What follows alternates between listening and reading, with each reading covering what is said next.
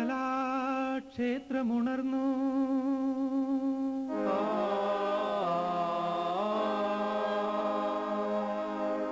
വിജ്ഞാനഗോപുരവാതിൽ തുറന്നു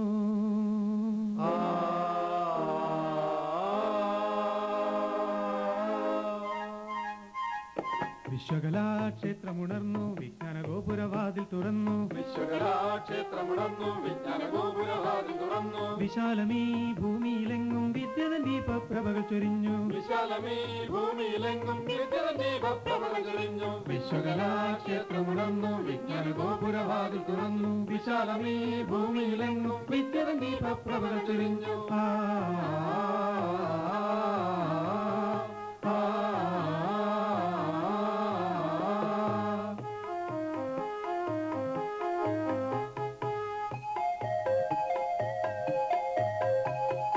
അനന്തസാഗര വീതിയിലെങ്ങും അലയടിച്ചുയരും സാനന്ദത്തിൽ അനന്തസാഗര വീതിയിലെങ്ങും അലയടിച്ചുയരും സാനന്ദത്തിൽ പുതിയൊരു പുലരിപ്പുളകം ചാർത്തി നവമൊരു ഭാവന പൊട്ടി വിരിഞ്ഞു വിശ്വകലാക്ഷേത്രമുണർന്നു വിജ്ഞാനഗോപുരവാതിൽ തുറന്നു വിശാലമീ ഭൂമിയിലെങ്ങും വിദ്യതൻ ദീപപ്രഭകൾ ചൊരിഞ്ഞു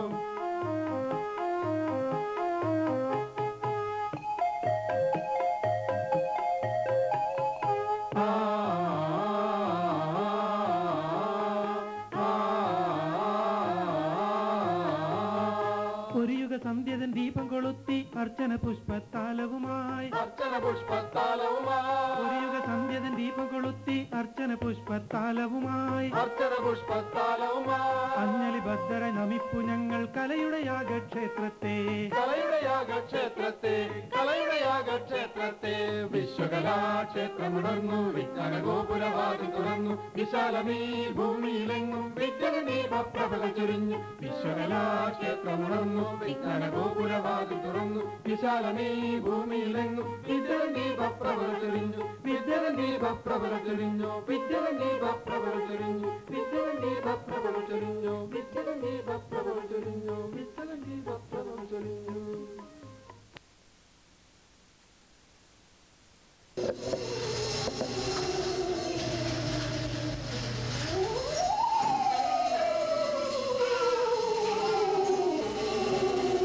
രാജമ്മേ, രാജമ്മേ, നീ ഒരിക്കലും എന്നോട് മിണ്ടില്ലേ? ഞാൻ ഇന്നാണ് ബോംബെയിൽ നിന്നും വന്നത്. ബസ് സ്റ്റാൻഡിൽ വെച്ച് തന്നെ ഞാൻ അറിഞ്ഞു 4 ദിവസം മുന്നേ നീ ആത്മഹത്യ ചെയ്തു. നീ മരിച്ചാലും നിന്റെ ആത്മാവ് എന്നെയും കാത്തിരിക്കുന്നുണ്ടാവുമെന്ന് എനിക്കറിയാം. അതുകൊണ്ടാണ് ഈ രാത്രിയിൽ തന്നെ ഞാൻ ഇങ്ങോട്ട് പോകുന്നത്. നീ എന്തിന് ആത്മഹത്യ ചെയ്തു? പറയൂ രാജമ്മേ, രാജമ്മേ, രാജമ്മേ, രാജമ്മേ, രാജു.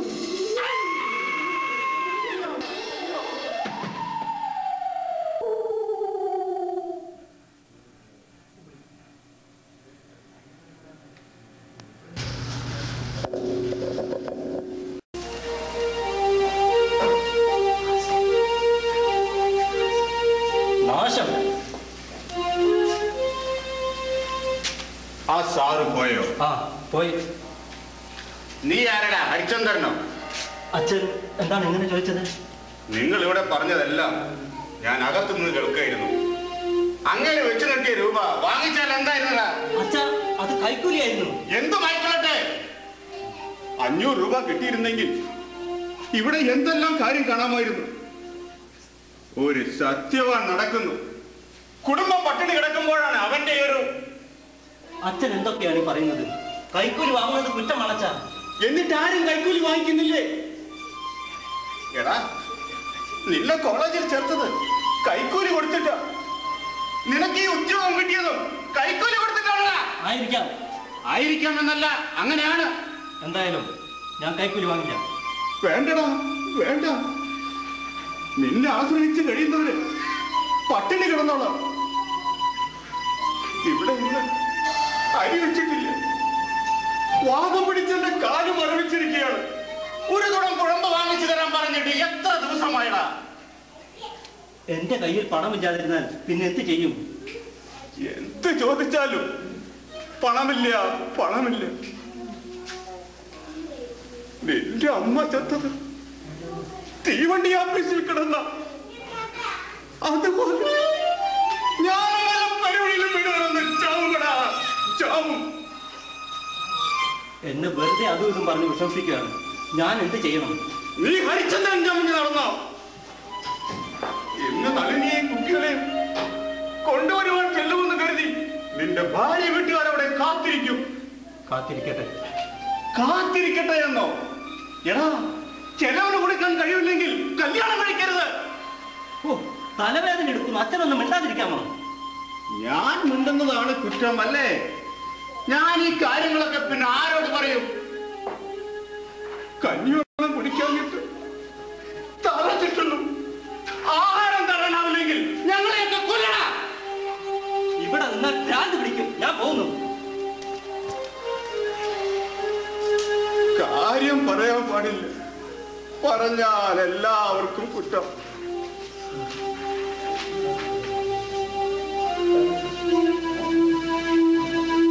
വല്യേട്ടൻ പോയ അച്ഛൻ? ആ, വല്യേട്ടന് കൊണ്ടുവന്നായിരുന്നു കാപ്പി. അച്ഛന് വേണം? എനിക്കെങ്ങും വേണ്ട ഈ പരിക്കാപ്പി. നീ എന്റെ രണ്ടാം മുട്ടിയും എടുത്ത് ഞാൻ ആ കട വരച്ചെന്ന് 1 കിലോ കപ്പയെങ്കിലും കിട്ടുമോ എന്ന് നോക്കട്ടെ.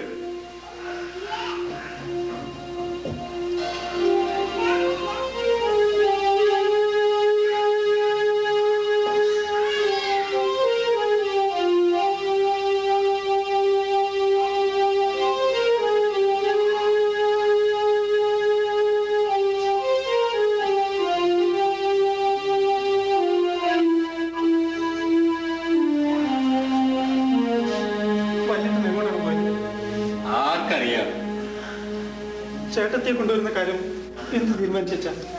പണമില്ലെന്ന് പറഞ്ഞത് നീയും കേട്ടില്ലേ? പണമില്ലെന്ന് പറഞ്ഞ് പോകാതിരുന്നാൽ പറ്റുമോ? ആരോടാണ് ഈ ചോദിക്കുന്നത്? അവൻ ആ കാര്യത്തിൽ ഒരു ഉത്തരവാദിത്വം ഇല്ലാത്ത മട്ടാണ് ഒരു സർക്കാർ ഉദ്യോഗസ്ഥൻ. ഇവനല്ലാതെ വേറെ സർക്കാർ ഉദ്യോഗസ്ഥരുണ്ടോ ഈ നാട്ടിൽ? സത്യം വെച്ചുകൊണ്ടിരുന്നാലേ വിശപ്പ് മാറില്ല.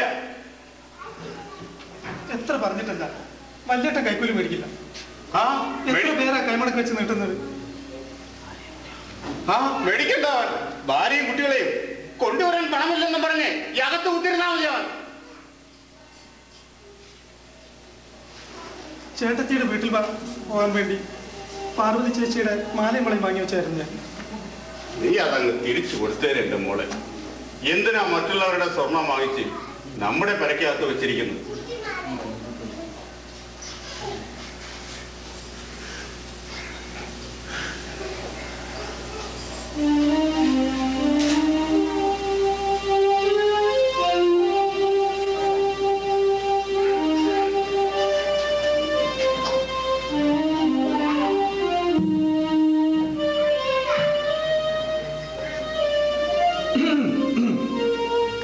ആരാണത്? ഞാനെന്ന് വെച്ചാൽ എന്ത് വേണം?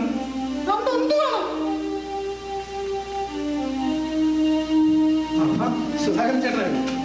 ഞാൻ വിചാരിച്ചു സുധാകരൻ ചേട്ടത്തിയാണെന്നല്ലേ? ആള് കൊള്ളാമല്ലോ.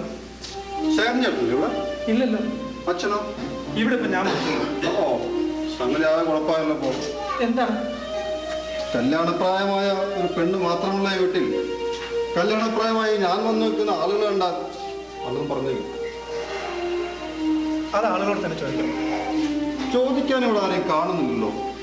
പുറത്തേക്ക് വേറെ ചോദിച്ചിട്ട് വരാം. അങ്ങനെ അങ്ങ് പോയാലോ? വന്ന കാര്യം പറയാതെ.